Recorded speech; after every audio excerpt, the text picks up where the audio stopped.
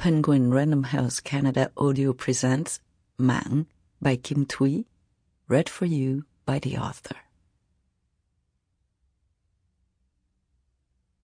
Maman by Thúy, translated from the French by Giller Fishman.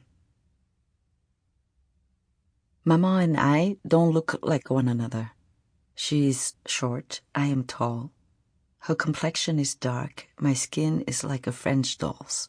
She has a hole in her calf, and I have a hole in my heart. My first mother, the one who conceived me and gave birth to me, had a hole in her head. She was a young adult, or maybe still a little girl, for no Vietnamese woman would have dared carry a child unless she had a ring on her finger. My second mother, the one who plucked me out of a vegetable garden among the okra, had a hole in her faith. She no longer believed in people, especially when they talked, and so she retired to a straw hut far from the powerful arms of the Mekong to recite prayers in Sanskrit. My third mother, the one who watched me attempt my first steps, became Maman, my Maman. That morning, she wanted to open her arms again, and so she opened the shutters in her bedroom, which until that day had always been closed. In the distance, in the warm light, she saw me, and I became her daughter. She gave me a second birth by bringing me up in a big city and anonymous elsewhere, behind a schoolyard surrounded by children who envied me for having a mother who taught school and sold iced bananas. Very early every morning, before classes started, we went grocery shopping. We started with the woman who sold ripe coconuts, rich in flesh and poor in juice. The lady grated the first half coconut with the cap of a soft drink bottle nailed to the end of a flat stick. Long strips fell in a decorative frieze, like ribbons on the banana leaf spread out on the stall. The merchant talked non-stop and kept asking Maman the same question. What do you feed that child to give her such red lips? To avoid that question, I got in the habit of pressing my lips together, but I was so fascinated by how quickly she grated the second half that I always watched her with my mouth partly open. She set her foot on a long black metal spatula that had part of its handle sitting on a small wooden bench. Without looking at the pointed teeth at the rounded end of the spatula, she crumbled the nut at the speed of a machine.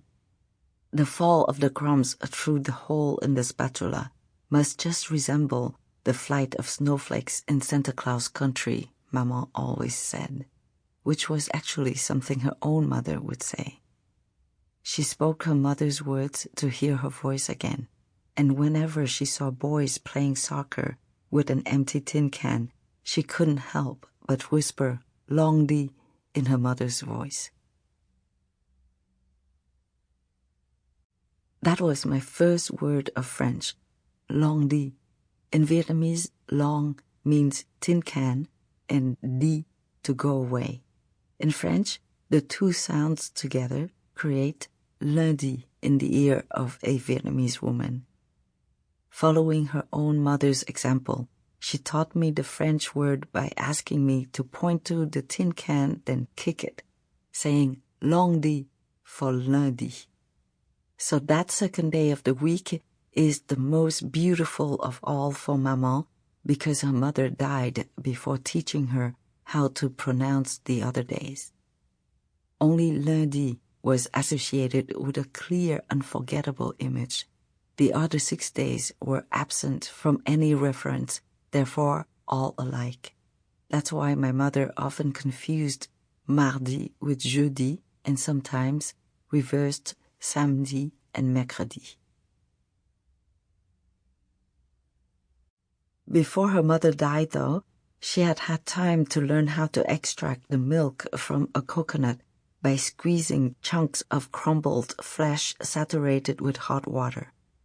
When mothers taught their daughters how to cook, they spoke in hushed tones, whispering so that neighbors couldn't steal recipes and possibly seduce their husbands with the same dishes. Culinary traditions are passed on secretly, like magic tricks between master and apprentice, one movement at a time, following the rhythm of each day. In the natural order, then, girls learned to measure the amount of water for cooking rice with the first joint of the index finger, to cut vicious peppers, him, with the point of the knife to transform them into harmless flowers, to peel mangoes from base to tip so they won't go against the direction of the fibers. That was how I learned from my mother that of the dozens of kinds of bananas sold at the market, only the cuisine could be flattened without being crushed and frozen without turning black. When I first came to Montreal, I prepared it as a treat for my husband, who hadn't eaten it for 20 years. I wanted him to taste once again the typical marriage of peanuts and coconut, two ingredients that in South Vietnam are served as much at dessert as at breakfast. I hoped to be able to serve and be a companion to my husband without disturbing anything, a little like flavors that are hardly noticed because they are ever present. Maman entrusted me to this man out of motherly love, just as the nun, my second mother, had given me to her, thinking about my future. Because Maman was preparing for her death, knowing that one day she would no longer be around, she sought a husband for me who would have the qualities of a father. One of her friends, acting as matchmaker, brought him to visit us one afternoon. Maman asked me to serve the tea, that was all. I did not look at the face of the man, even when I set the cup in front of him. My gaze wasn't required, it was only his that mattered. He had come from far away and didn't have much time. Several families were waiting to introduce him to their daughters. He was from Saigon but had left Vietnam at 20 as one of the boat people. He had spent several years in a refugee camp in Thailand before coming to Montreal, where he had found work, but not exactly a home. He was one of those who had lived too long in Vietnam to become Canadian, and conversely, who had lived too long in Canada to be Vietnamese again. When he got up from our table, his steps to the door were uncertain, like those of a man lost between two worlds. He no longer knew if he was supposed to cross the threshold before or after a woman. He no longer knew if his words should be those of the matchmaker or his own. His flops, when he spoke to Maman, stunned us all. He called her, at random, big sister, aunt, and great-aunt. No one held it against him that he came from elsewhere, from a place where personal pronouns exist so that they can remain impersonal. In the absence of those pronouns, the Vietnamese language imposes a relationship from the very first contact. The younger of the two interlocutors must respect and obey the elder, and conversely, the elder must give advice and protection to the younger. If someone were to listen to a conversation between them, he would be able to guess that, for example, the younger one is the nephew of one of his mother's older brothers.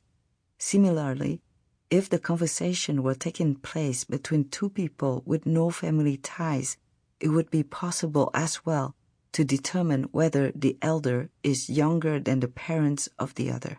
In the case of my future husband, he might have partially expressed his interest in me if he had called Maman great-aunt, because great-aunt would have elevated Maman to the rank of his parents and would have implied her position of mother-in-law, but uncertainty had mixed him up. To our amazement, He can't. Sample complete. Ready to continue?